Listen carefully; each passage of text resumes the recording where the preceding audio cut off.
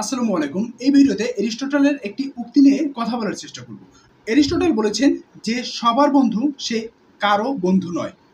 দেখুন এই কথাটা একটু বিপরীতমুখী হয়ে গেল, তাই না? অর্থাৎ যে সবার বন্ধু সে কারোই বন্ধু নয়। কথাটা এই উক্তিটা আমার কাছে বেশ ভালো লাগে, কারণ আসলেই তো দেখুন সবার বন্ধু কি, অর্থাৎ আমি ইমরান, আমার বন্ধু সবাই, আমার ব্যাচমেট যারা আছে সবাই আমার বন্ধু, সবার সাথে আমার ভালো সম্পর্ক আছে, সবার সাথে আমার যোগাযোগ আছে, কথা আছে, বিশেষভাবে আমার কোনো ফ্রেন্ড সার্কেল নেই। এটা যদি আমি ধরি তাহলে সবাই হচ্ছে আমার বন্ধু। আমি সব ফ্রেন্ড সার্কেলেই আমি যোগাযোগ আছে, সবার সাথে কথা হয়। কিন্তু দিন শেষে তাহলে আমরা পরের লাইনে যদি যাই সেই ক্ষেত্রে দেখবো সে কারোই বন্ধু নয়।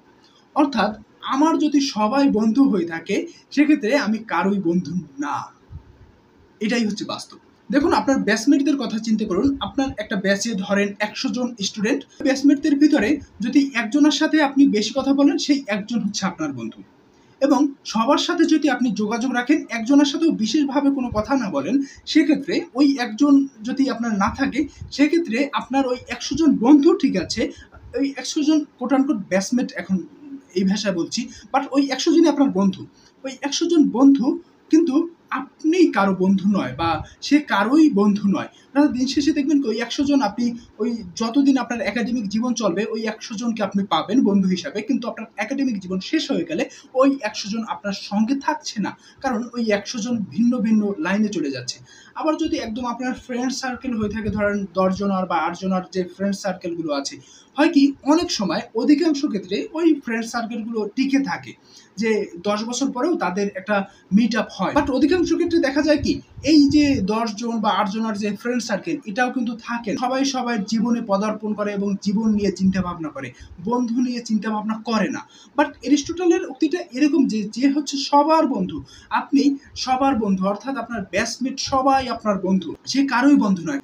দিন শেষে আপনি কারোই বন্ধু নয়, অর্থাৎ সবার বন্ধু ঠিক আছে, আবার কারোই বন্ধু না। হয়তোবা আমি আমার কথা দিয়ে এটা বুঝাতে পারি না, আমি এটা নিয়ে একটা লেখা লিখছি, হয়তোবা কিছুদিনের ভিতরেই আমার লেখাটা হয়তোবা পেয়ে যেতে পারেন। লেখাটা আমি আমার নিজের বাস্তব জীবন অভিজ্ঞতার সাথে একদম মিলিয়ে আমি লিখবো।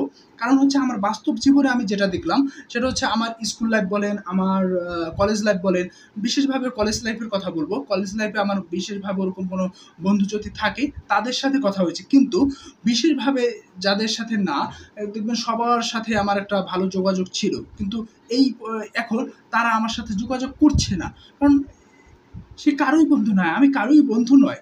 একসময় আমরা বন্ধু ছিলাম, ভালো সম্পর্ক ছিল, কিন্তু আমি কারোই বন্ধু নয়। এর জন্য আমার ইচ্ছে করে কি যে কাউকে ওরকম বিশেষভাবে বন্ধু না বানানো, সবার সাথেই ভালোভাবে চলাফেরা করা, মিলেমিশে করা।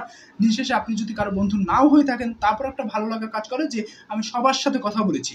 আর যদি এটা না করি তাহলে হবে কি ওই ফ্রেন্ড সার্কেল অনেকেই ভাবে যে আমি ওই ফ্রেন্ড সার্কেলের সাথে বেশি চলি, তাহলে ওদের সাথেই আমার ভালো একটা সম্পর্ক, আমি অন্য কারোর সাথে চলি না, অন্য কারোর সাথে কথা বলি না, এই একটা ধারণা তৈরি হয়। তাই এই ধারণা থেকে বেরিয়ে আসার জন্য আমার কাছে মনে হয় যে সবার সাথে কথা বলা উচিত, সবার সাথে বন্ধুত্ব করা উচিত, সবার বিপদে আপদে পাশে দাঁড়ানো উচিত।